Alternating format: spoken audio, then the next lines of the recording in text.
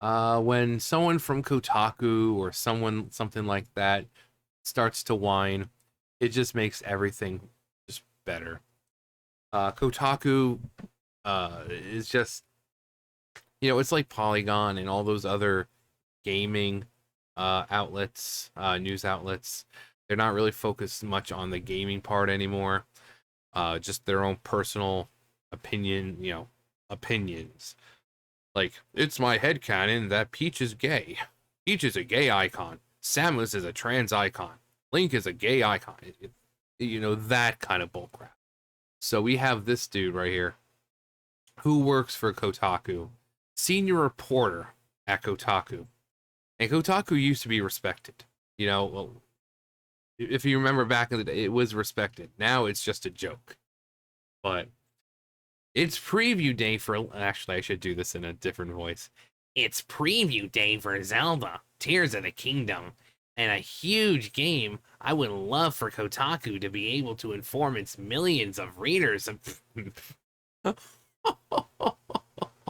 Oh, millions of readers.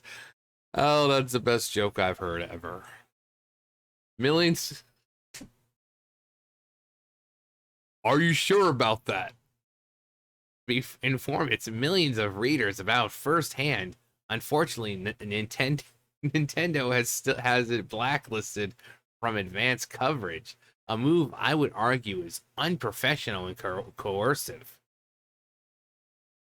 So I came in with right because no one would know about the highly anticipated new Zelda game coming out if it wasn't for Kotaku, right?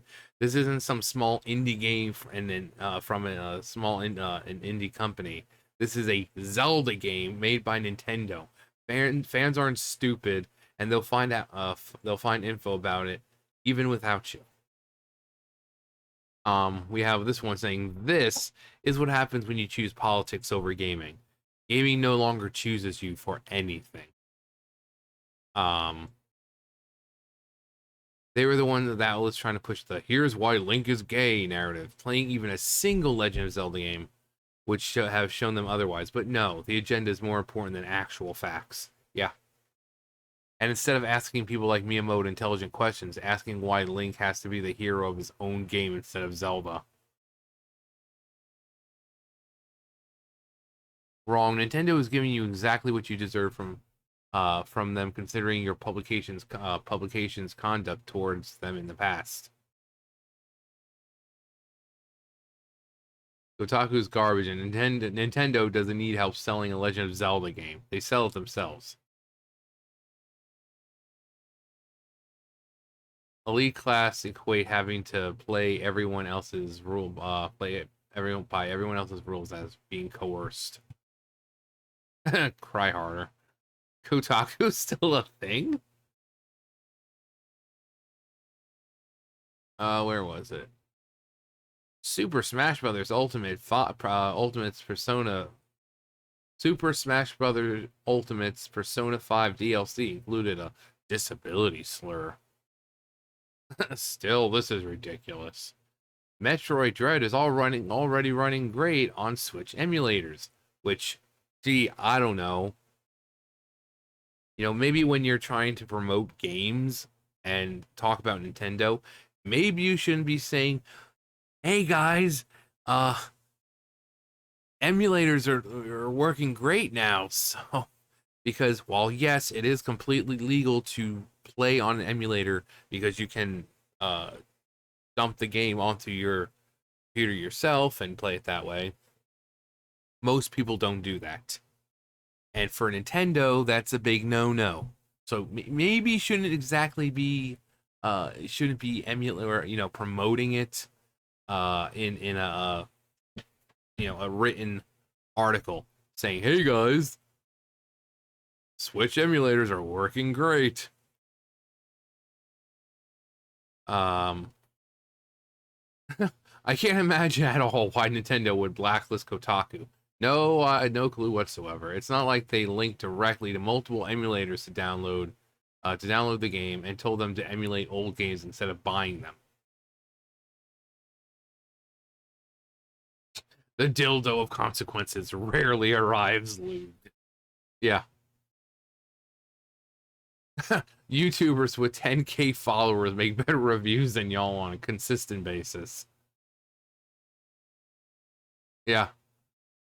Everyone already brought up the Pirating ROMs article. More people should bring up the sexist article on Samus too. I cannot imagine why Nintendo wouldn't want to work with people like Kotaku. Dear Metroid Dread, Samus doesn't need to be an emotionless robot to be a badass. Let's see what it says. Here's the only Chozo she's seen since adolescence, and Samus acts like she'd rather be anywhere else. I would expect someone in that position to let her guard down. Clearly, you don't know the character of Samus. She's not supposed to be emotional, touchy-feely, huggy-wuggy. You know, oh my god, I'm so happy to see you. Because of her upbringing, she is very reserved. She is very closed off. She is very cold. Jesus.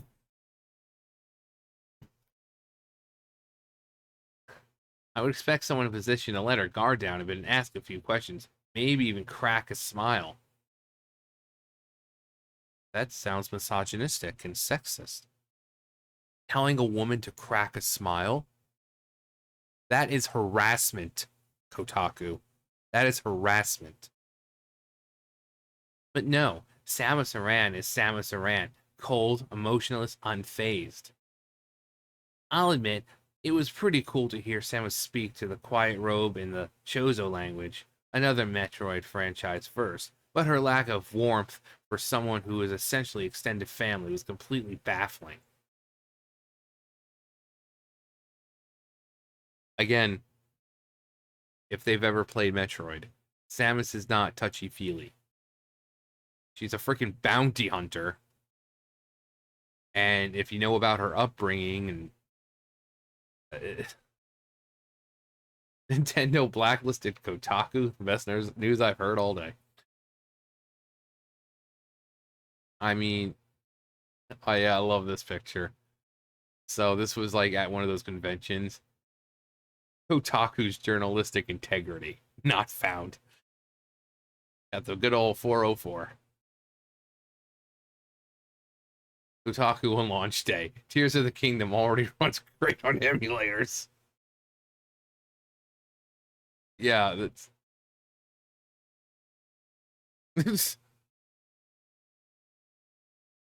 yeah, maybe it has something to do with that. Oh yeah, the fuck around and find out. So I mean, everyone is just ripping into them because Kotaku is a complete freaking joke. They are. They used to be a respectable site, you know, outlet where you could go to find stuff about games and all that great stuff. But now it's like Polygon. They're a freaking joke. IGN, same thing.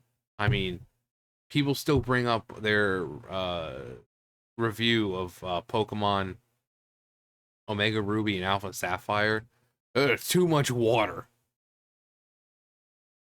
You don't say. The game would have been great if it wasn't for all that damn H2O in my way. Like at this point, I wish Groudon would win. There's too much water in this game. He needs to make some more land. If I never see Kyogre again, it would be too soon. Um, but yeah, IGN, Kotaku, Polygon, they're just jokes. Most of them focus now too much on political bullcrap. I've shown stuff in the past, you know, the past couple of months. Link's gay icon, Peach is a lesbian icon, Samus is a trans icon. She's not trans. She's just a big woman. She's like 6'3". She's just a big woman. Doesn't mean she's trans. But Aaron Paul, what's Aaron? Do I dare? I just saw Aaron Paul. I'm like, okay, well, what's Aaron Paul doing in there? Bitch. Um, but yeah, maybe you know, constantly coming out with articles about their characters being gay icons or telling people basically to pirate games. That might get you on the bad side of Nintendo, and you shouldn't be surprised when they blacklist you and want nothing to do with you. I'm just throwing that out there. Uh Kotaku, man. What the hell happened? But I know a lot of you guys are like, yeah, Kotaku's complete shit. Yeah, they are. They are.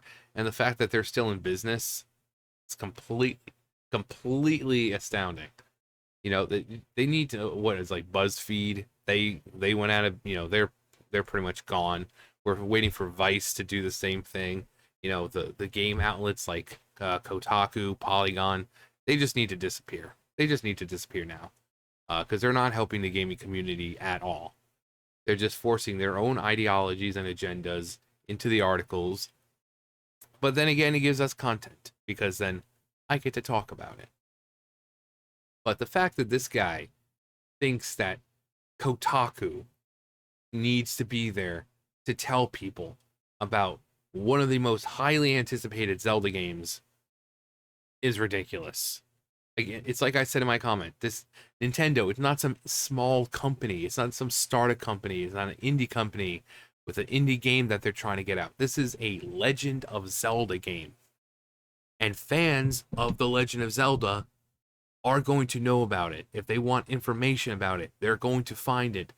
And it's like the one of the other comments said, it's like there are people on YouTube who, way better job than Kotaku. I mean, people have been reporting about Tears of the Kingdom and making theories and this and that since it was announced. You don't need Kotaku for that. So the fact that this guy has the gall to say, "Oh yeah, informants millions of readers," which I seriously doubt it's millions. Uh, like they're doing like a live. They did a demo. Zeltic is doing it. I think Commonwealth was doing it. Who else did I see?